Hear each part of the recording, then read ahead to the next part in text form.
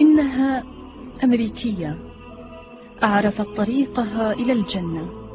سناء اعتنقت الإسلام في صباها بعد أن كانت ديانتها مسيحية، لكنها كلما تعرفت إلى الإسلام كلما أدركت أنها كانت مسلمة بالفطرة منذ الصغر.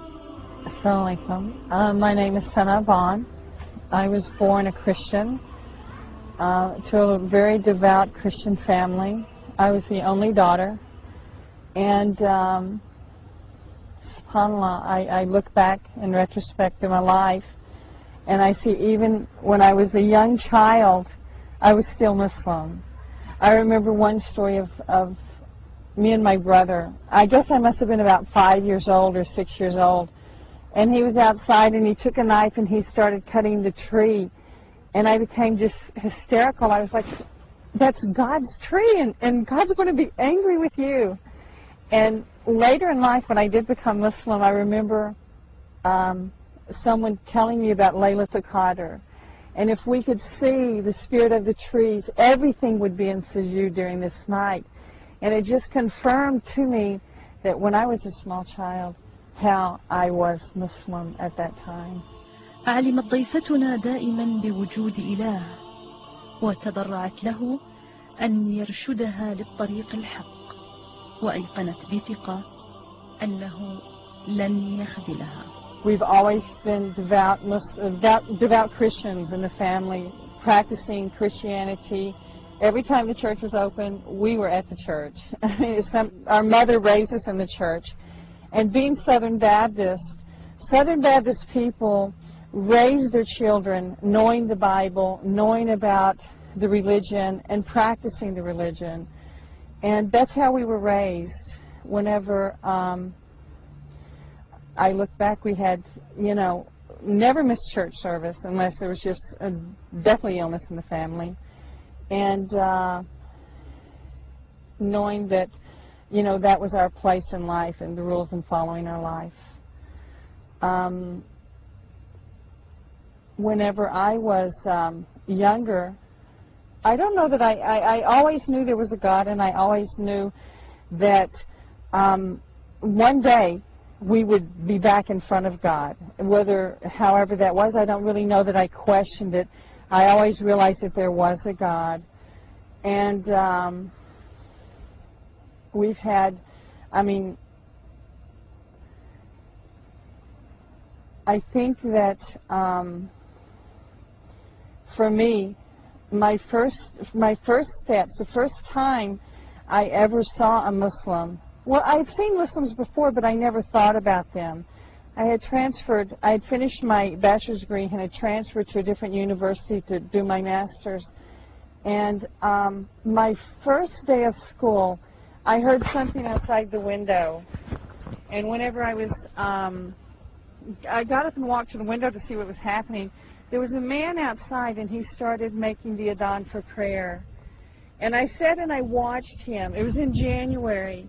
And he had his sleeves rolled up and his pants legs rolled up. And it was cold. It was cold. It was January. This was Oklahoma. And I thought to myself, my God, he's got to be cold out there. And then all of these other people started coming. And they started lining up behind him. And there was just line after line of people. And when I watched them, I thought to myself, I think they worship their God in the right way. They're worshiping God, And so I went and I sat back down at my seat. And as I sat at my seat, I kept thinking, I wonder what was going through their mind. I would see them bend, I would see them get down on the ground, and I would think, what are they doing in each portion of their prayer? Well, one of these men came into my lab class, and I went and I walked up to him and I said, what were you doing out there? And he said, I was praying. And I said, well, who are you praying to? He said, I was praying to Allah.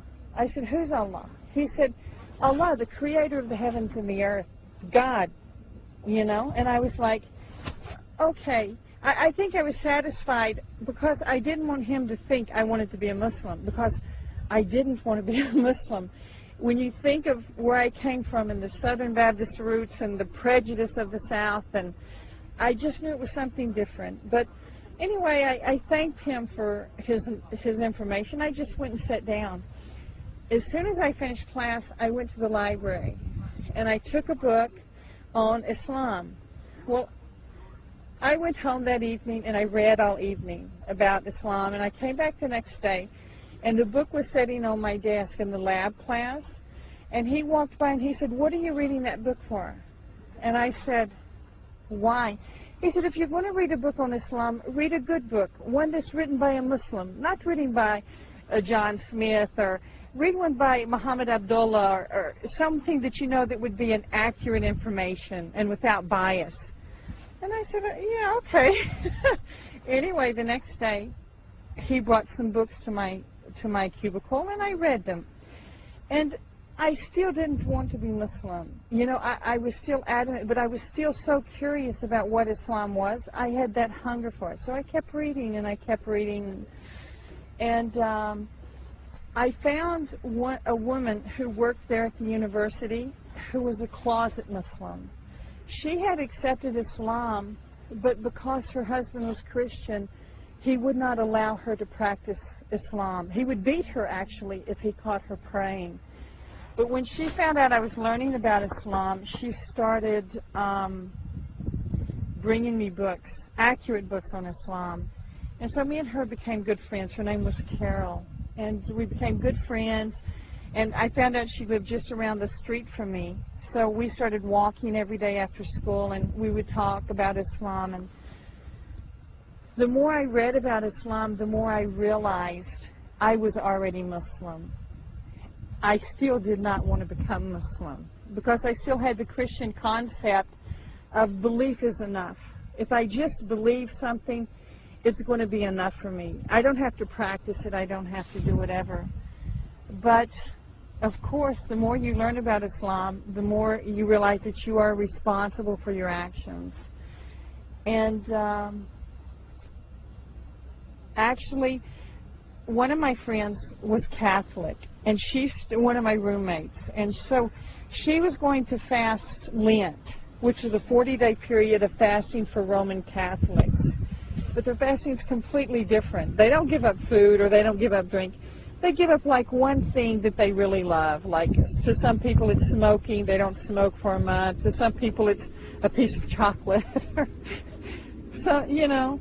But, so anyway, during that time I said, okay, I'll give up Diet Coke. I'll fast with you, the Diet Coke thing. But I was still looking into Islam. And I think it was during that period of time I became more spiritual, and I really was looking for the roots to Islam.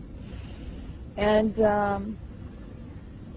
I remember late one evening, I had been studying for my finals exam, and I had been studying and studying. I had stacks and stacks of books that I needed to know that information. And so I was just, we call it cramming, where I just would just read and read and read. But about 1 o'clock that night, I realized I didn't comprehend anything because my heart is thinking about Islam, And that night, I said, okay, if I just go to bed and I try to get a good night's sleep, I know this, and I'll do good on my test. But when I went and I laid in my bed, I couldn't sleep. My conviction, my heart was thinking about Islam. How can I do it? What will I do? And subhanAllah, I made a little prayer. I just said, oh God, please give me some peace in my heart. This is overwhelming me. Please just give me some peace in my heart. And nothing happened. So I got on my knees by my bed. And I said, I just poured my heart. I said, God, show me the way to Jannah. I want to go to heaven. I make the promise now, if you show me the way to Jannah, if it's Christianity, I'll be a good Christian. If it's Islam, I'll be a good Muslim. Tonight I make the promise of making my commitment to you.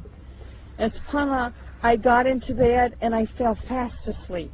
It's like I felt the peace come in my heart. I went to sleep. I woke up very early and I went to the school to take my exam. On the way, I went to the school to take my exam. On the way, into the building, I met Carol. It's the first person I'd seen since I made this prayer. And she was already in her office. And she called me. She saw me coming in and she said, "Come here, come here." And I'm like, "No, I'm late for my test." She said, "Come here." And when I went to her, she said, "I want you to meet this person. They taught me everything I know about Islam." The imam of the masjid had come to the school that morning after Fajr. And, you know, whenever she said, "They taught me everything," and I knew that was my answer, that God had sent him there immediately for me. And I told him, "I want to take my shahada. I want to take my shahada." He said, "Make the words now. Say, Ashhadu an la ilaha illallah, right now, because God only knows if you have life whenever you walk away from here." So I said my shahada, and I had the most unbelievable experience. I don't know if you've ever been chilled, like you're cold, and you get into some warm water, and you feel like a warming feeling it came all over my body. And it was like my blood stopped circulating. It's like it had been rushing. There was this energy in my body my whole life. At that second, I knew what my purpose in life was. I felt the peace for the first time. I felt actual, you know, some kind of focus. And I knew that was Islam, and Islam was my way. And so, subhanAllah, that's how I took my shahada.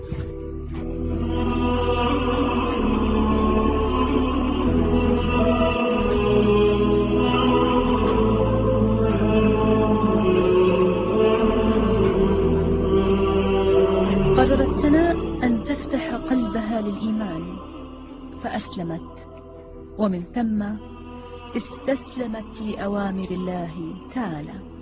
After becoming Muslim, I still had the Western mentality of, oh, well, I can be Muslim, but I don't have to really dress as a Muslim, you know? And about 3 months after this time was a time that I really devoted to learning about Islam and learning what was required of me and how actions were important. And my family was coming for my graduation at the university. And I knew that if they saw me without a scarf and without practicing Islam, that they would never accept me being a Muslim. They'd never accept me putting on a scarf later. So what I did is I came out for my graduation with my scarf on. It was the first time anyone at school saw me. And alhamdulillah, my family saw it. They were really shocked. And they helped me move back to Louisiana, where my family lives. Most of my family lives there. And it was a difficult transition period for them. It was, I mean, imagine me going home. I'm wearing a scarf now. It's embarrassing to the, you know, for the neighbors to see me. For them, they were very shy about it. But alhamdulillah, I asked my mother whenever she told me, "Please take the scarf off, it's an embarrassment." I said, "Either you accept me with my scarf, or I go away. Don't make me choose between my God and my family, because Islam tells me to serve you and to be the best to you. And that's, you know, it's my obligation as a Muslim." Alhamdulillah, I was hired for a job in California 2 weeks later. And so I transferred to California. Actually, there in California, in San Francisco, mashallah, there was a beautiful Muslim community. There were so many people from everywhere, from every country, a lot of American converts to Islam.